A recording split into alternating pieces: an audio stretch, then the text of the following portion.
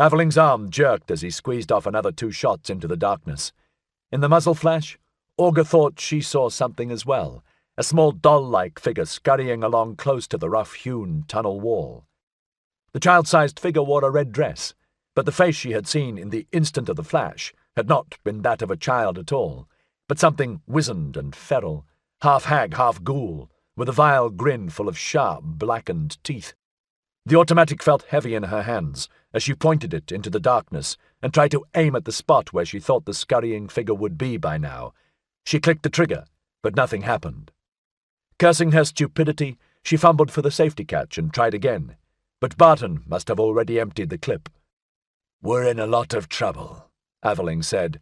He stood up, keeping his knees bent in a crouch, and began to back away from the body.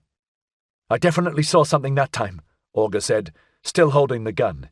"It looked like a child. But when I saw the face—" "It wasn't a child," Aveling said. "You were expecting something, weren't you?" "Go to the top of the class." Useless as it was, she couldn't help but press the muzzle of the empty automatic against him. "Start talking to me, you pig!"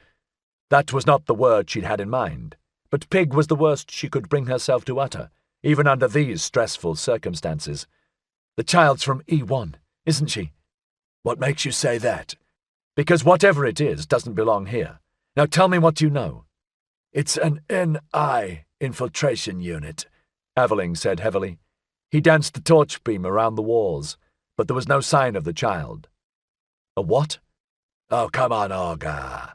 Surely you remember that nasty little war we don't like to talk about nowadays, against our friends in the Federation of Polities." "What about it?" "They sent their children against us. The neotenic infantry. Genetically engineered, cloned, psychologically programmed killing machines, packaged to look like children." Despite herself, she couldn't help but be moved by the horror she heard in his voice. Anything that left that kind of a scar on a man like Aveling, she thought, had to be bad news. "Did you fight against them?" she asked. "I engaged them. It's not always the same thing. Those vicious little creatures could crawl into spaces we thought were secure and hide for weeks, somehow surviving on 0 rations. Silent, waiting like coiled snakes, almost in a coma, until they emerged." His breathing was becoming ragged as he slipped deeper into memories. They were difficult to kill. Fast, strong, wound-tolerant. Pain threshold off the scale. Highly attuned sense of self-preservation, and yet perfectly willing to die to serve a mission objective. And even when we knew what they were, even when we had a clear line of sight, it was almost impossible to turn our weapons on them. They looked like children. We were fighting 4 billion years of evolution telling us we shouldn't squeeze that trigger. "War babies," Auger said. "That was what we called them, wasn't it?" "So you do remember your history." His mocking tone did nothing to disguise his fear. She thought back to Cassandra, the slasher representative who had passed as an adolescent on the mission that had got her into this mess in the first place.